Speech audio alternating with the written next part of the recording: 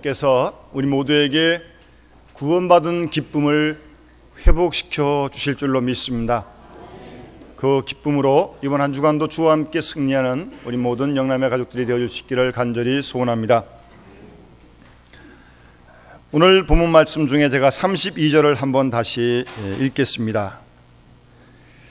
믿는 무리가 한 마음과 한 뜻이 되어 모든 물건을 서로 통용하고 자기 재물을 조금이라도 자기 것이라 하는 이가 하나도 없더라.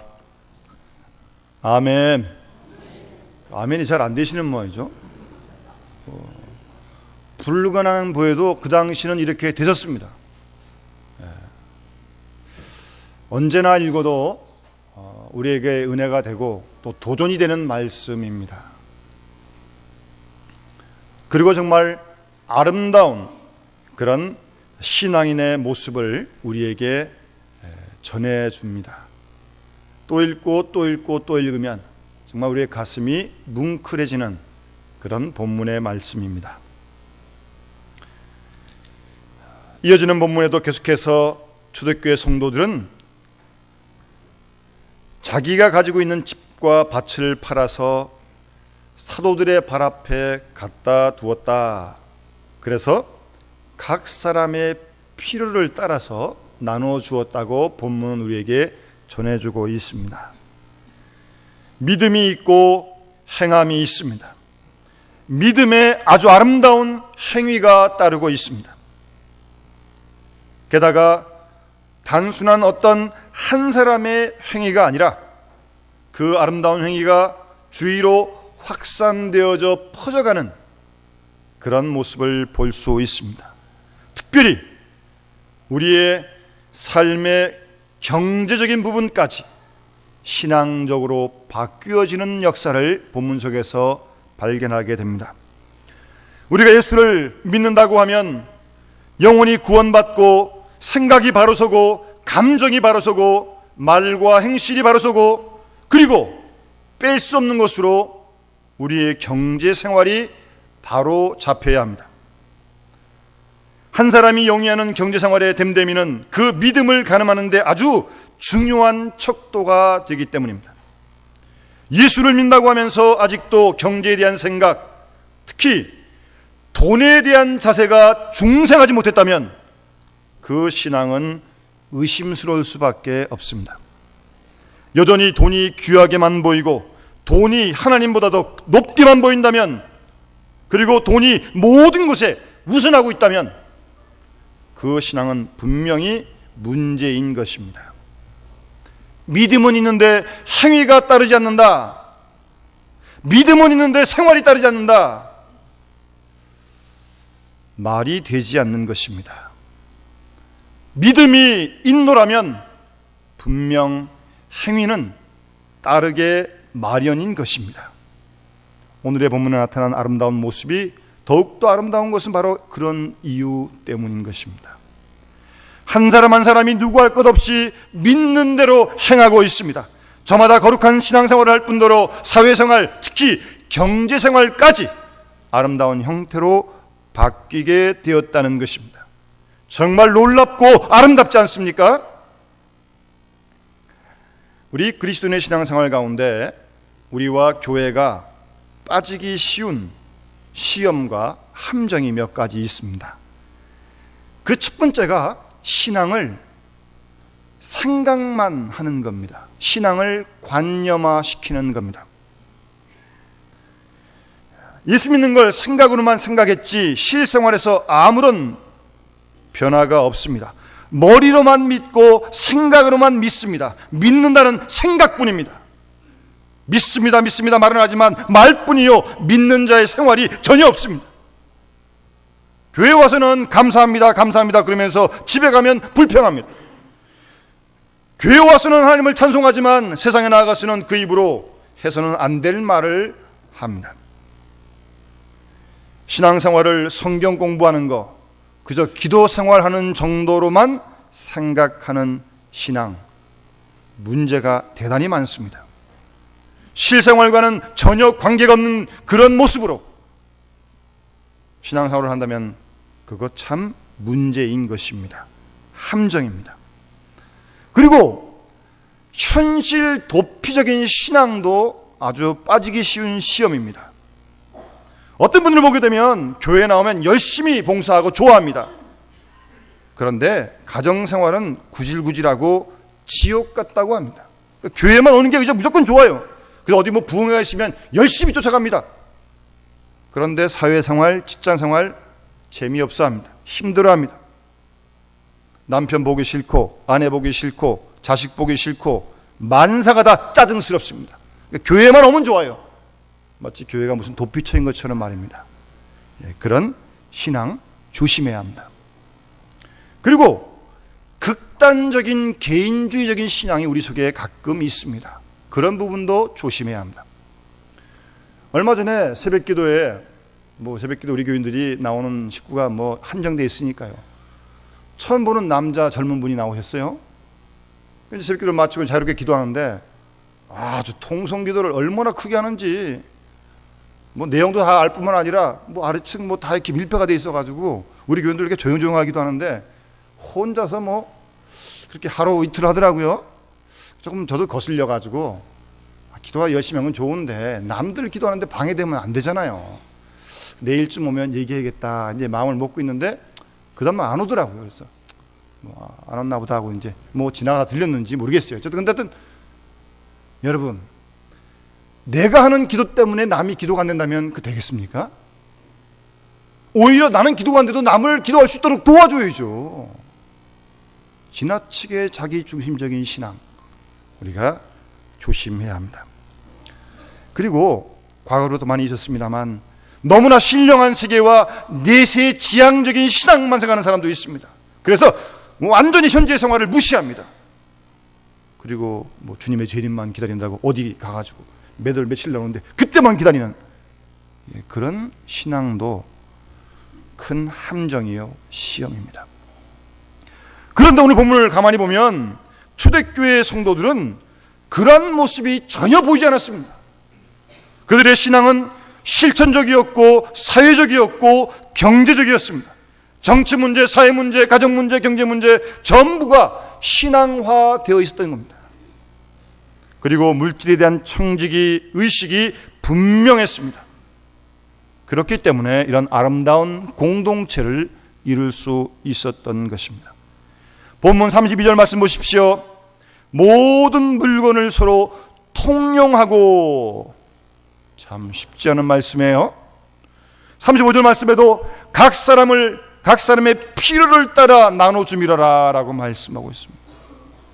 각 사람의 필요를 따라 나눠줬다 그렇게 말씀하고 있고요.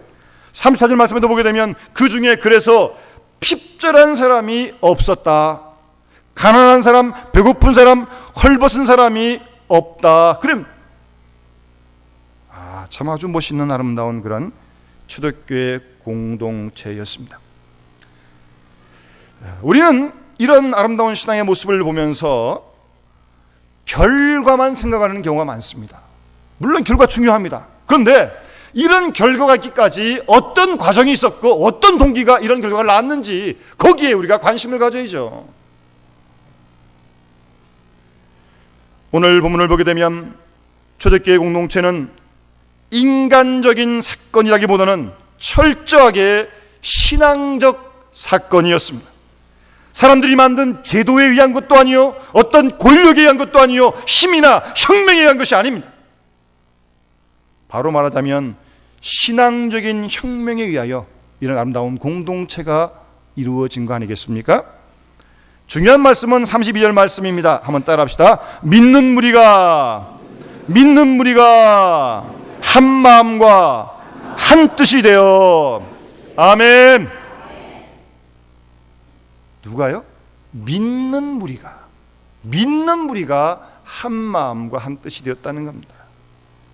믿는 무리라고 하는 것은 하나님을 믿고 십자가의 사건을 믿고 그리스도를 구주로 믿고 예수의 부활을 믿고 우리의 부활을 믿고 주님의 다시 오심을 기다림을 믿는 그 사람들, 그 믿는 무리, 그 사람들이 한 마음과 한 뜻으로 모여 한 신앙을 고백하는 철저한 믿음의 기초 위에 이런 아름다운 신앙 공동체가 이루어졌던 것입니다.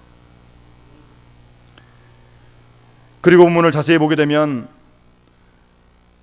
이런 놀라운 역사가 이루어질 수 있었던 것은 사도들의 계속적인 증거가 있었다는 겁니다.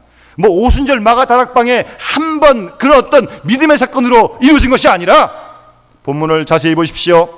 사도들이 계속 말씀을 전했고 그 말씀을 듣고 믿고 은혜를 받으면서 이런 공동체가 이어지고 발전했던 것입니다. 33절 말씀 보시면 사도들이 큰 권능으로 예수의 부활을 증거하니, 사도들이 계속 말씀했습니다. 사도들이 계속 권능으로 역사를 일으켰고 증거를 했습니다. 그런 권능으로 말미암아 그들의 믿음이 지속될 수 있었다는 겁니다. 이렇듯 한 번 중생한 믿음 가운데서 사도들의 말씀을 듣고 증거를 보는 가운데서 그들이 은혜의 생활을 지속함으로 한 마음과 한 뜻이 되어서 오늘 본문의 아름다운 공동체를 이루게 되었다는 것입니다. 그래서 초대교회 공동체에 공동체 의식이 생기기 시작했습니다. 내가 단순히 나 혼자 개인일 수 없었습니다. 이 믿음으로 말미암아 저희 모두가 다 이제 하나가 되었고 그리스도에게 충성하고 예수 그리스도를 머리로 하여 모두가 다 지체가 되었다는 말씀입니다. 나는 손이고 저는 발이고 나는 눈이고 저는 입이었습니다.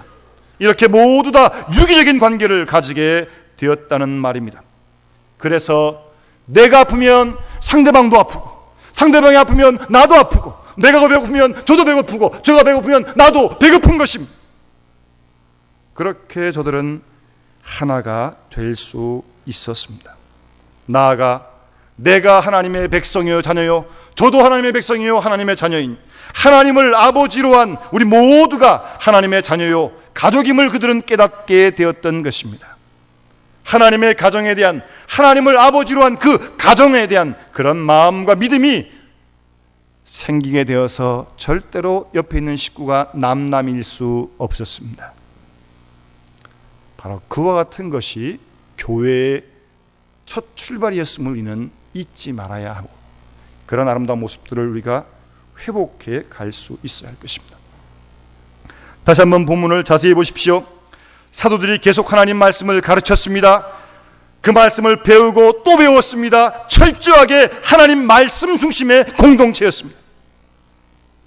이 사도들의 계속적인 말씀 교육을 통하여 저들은 이와 같은 열매를 맺게 되었고 그들은 하나님 말씀 안에서 하나가 될 수 있었던 것입니다. 그리고 무엇보다 중요한 것은 본문에서 말씀하시는 것처럼 이런 공동체는 은혜의 결과였다는 것을 잊지 말아야 합니다. 본문 33절 말씀 보십시오. 사도들이 큰 권능으로 주 예수의 부활을 증거하니 무리가 큰 은혜를 얻어, 은혜를 받고 이런 아름다운 공동체가 이루어졌다는 말씀 아니겠습니까? 능력도 보고 말씀도 배우고 믿음이 새로워질 때 저들이 깨닫는 것이 무엇이냐면 나의 나된 모든 것이 하나님의 은혜다. 그 은혜를 다 깨닫게 되었고 은혜 안에서 함께 그들이 교제하게 되었던 것입니다. 내가 구원받은 것 하나님의 은혜 아닙니까? 우리가 죄산받은 것 하나님의 선물 아닙니까? 하나님의 자녀와 백성이 된 것도 하나님의 선물인 줄로 믿습니다. 나의 나된 모든 것, 우리의 모든 것이 하나님의 은혜인 줄로 믿습니다. 그 은혜 속에서 이들은 이런 공동체를 이룰 수 있었다는 것입니다. 은혜에 대한 재발견이요, 은혜에 대한 확실한 믿음이요, 은혜의 풍성한 그런 모습이었습니다. 그러자 저들은 더 이상 내게 내 것이 아니었습니다. 내 재물, 내 건강, 내 생명 다 내게 아니었어요. 모두가 다 하나님의 것이었습니다. 그래서 그 집과 밭을 팔아서 사도 앞에 가져오게 되었고 필요를 따라 그것을 나누어 주니까 가난한 사람이 전혀 없게 되었던 것입니다. 오늘 본 말씀 보십시오. 32절 말씀에 제 재물을 조금이라도 자기 것이라는 사람이 하나도 없더라. 한 사람도 없어요. 그들의 마음 가운데 이기심이 사라지고 욕심이 사라졌습니다. 그동안 내 것이라는 것 더 이상 내 것이 아니었습니다. 우리의 것이요 하나님의 것이라고 하는 그런 마음이 그들 가운데 생기게 된 것입니다. 물질은 나만을 위해 쓰는 것이 아닙니다. 함께 나누어 쓰라고 하나님이 주신 것입니다. 그렇게 그들은 믿었고, 그래서 필요를 따라 나눠주니까 자기 것이라는 사람은 하나도 없고 가난한 사람이 없었다고 본문은 우리에게 증거해 주고 있습니다. 우리는 아직도 내 것, 내 건강, 내 집, 내 자식, 하여튼 나라고 하는데 많이 매여 있는 모습을 우리가 보게 됩니다.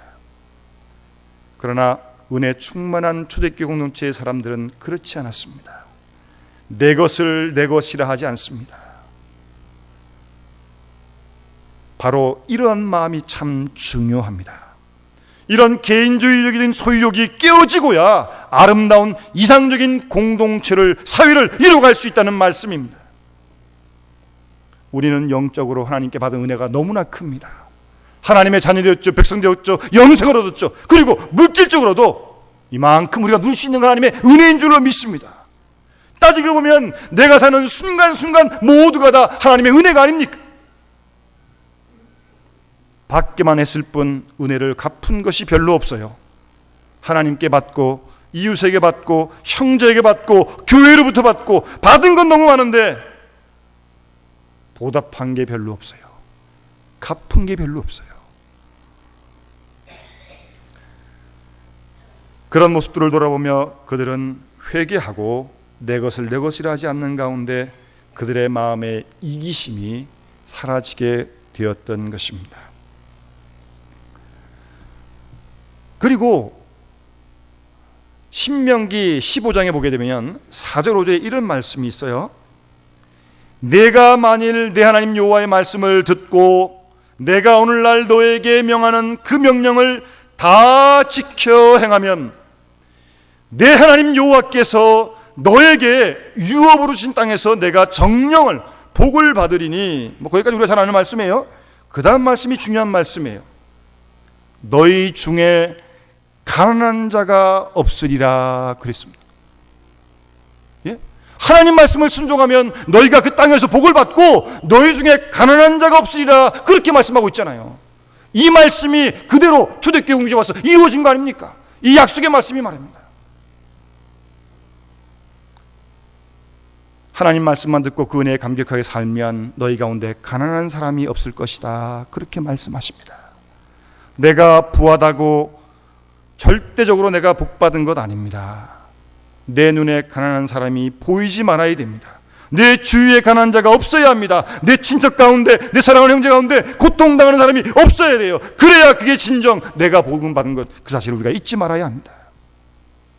내가 사랑하는 이웃이 고통을 당하고 있습니다. 이것을 어떻게 나 혼자 배부르다고, 내가 복 받았다고 그렇게 함부로 얘기할 수 있습니까? 다 함께 복을 받고 더불어 함께 행복할 그때 진정 그 삶이 복된 삶인 줄로 믿습니다. 그 하나님의 신명기 말씀의 약속이 오늘 초대교회 공동체에서 이루어졌고, 그 말씀을 이루어가는 그 속에서 초대교회 공동체는 이런 성도 간의 교제를 아름답게 이어갈 수 있었던 것입니다. 본문을 또 읽고 또 읽고 또 묵상하고 자세히 보면요, 이런 모든 성도 간의 교제는 철저하게 사도 중심적으로 사도의 권위 아래서 이루어진 것을 잊지 말아야 합니다. 각 사람들이 물건을 팔아서 다른 데 가져간 게 아닙니다. 사도들의 발 앞에 가져왔습니다. 사도들이 필요를 따라 그들에게 나누어 주었고, 사도에게 배우고 사도에게 권능이 나타나고 말씀을 배우는 가운데서 은혜를 받고 이런 공동체가 이루어지게 되었다는 것입니다. 그리고 이 초대교회 아름다운 공동체는 자세히 보면 몇 가지 특징이 있어요. 먼저는 이 모든 아름다운 일들을 다 자발적으로 했다는 겁니다.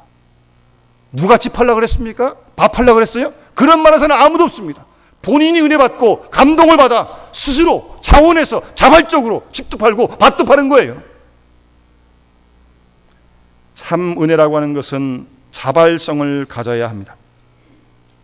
가끔 부모님들이 자식에게 이제 심부름을 시키잖아요. 그래서 뭐 좀 사오라고. 그 어떤 자녀는 대답도 안 하고 있어요. 그래서 부모님이 너 갈 거야 말 거야? 아이 가면 되잖아요. 아이 그런 녀석이 있으면 그냥 한번 꽉 줘받고 싶어요. 안 시킵니다. 안 시켜요. 뭐 그런 녀석 시켜봐 뭐 하겠습니까? 억지로 하는 순종, 그거 아름답지 못해요. 자원해서, 자발적으로, 은혜 안에서 이루어지는 그런 헌신이었습니다.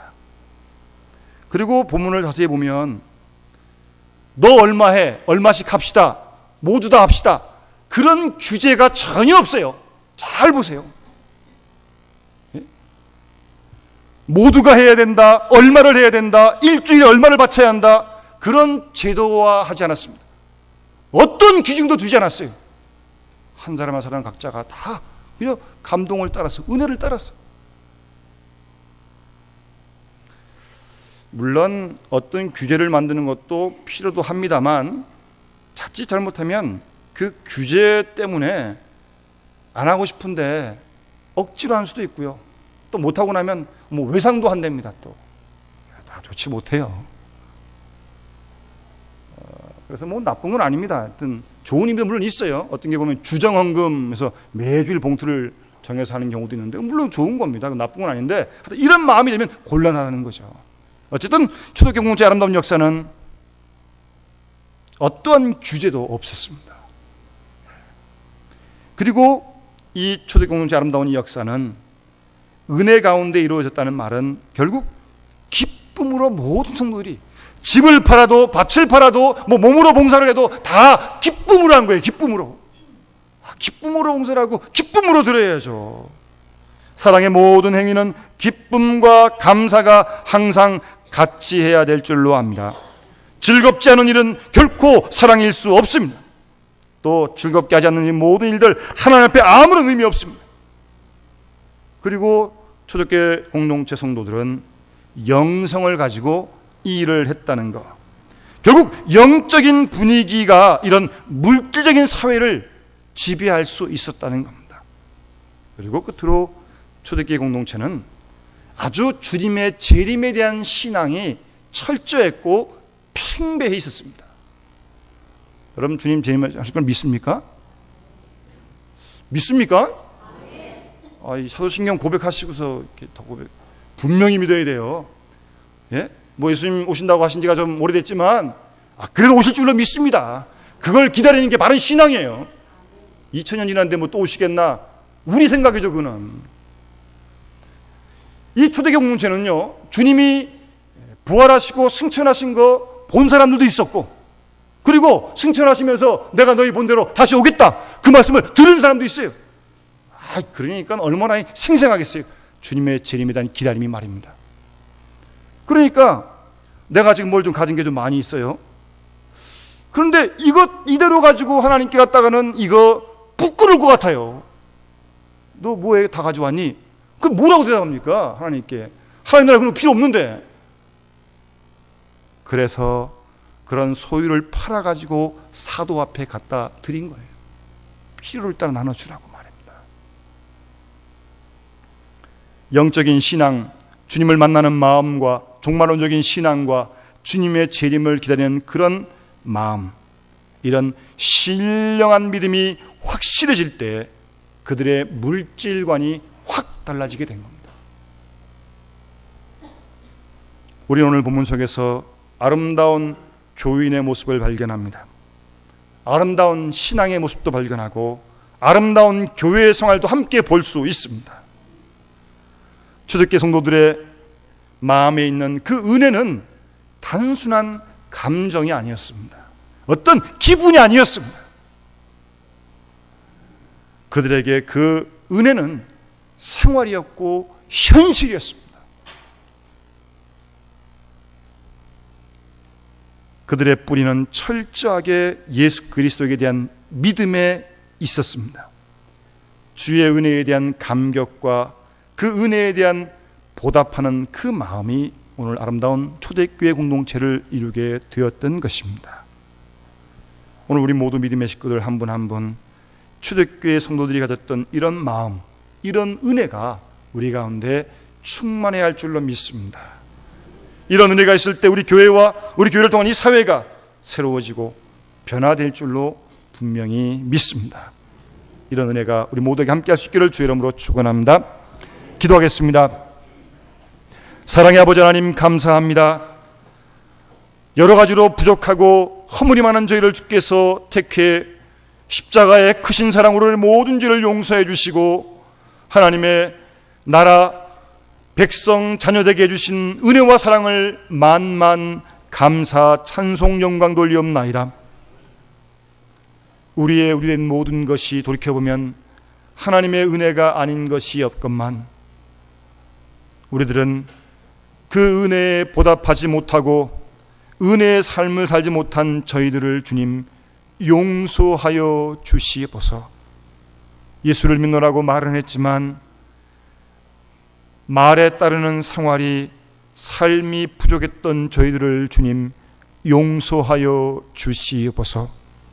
다시 한번 성령께서 우리 모든 믿음의 식구들 가운데 함께하여 주셔서 우리가 구원받은 것도 죄사함 받은 것도 하나님의 자녀가 됐고 영생을 얻은 것도 하나님의 은혜임을 다시 한번 깨닫게 하셔서 그 은혜로 모든 일을 감당할 수 있고 기쁨으로 자원하여 하나님을 섬기며 교회를 섬기며 헌신하고 봉사하는 기쁨의 주의 백성들 될 수 있도록 하나님 축복하시고 그를 통하여 우리 교회가 새로워지며 그런 우리 교회를 통해서 이 사회와 민족이 새로워질 수 있도록 주께서 역사하여 주시옵소서.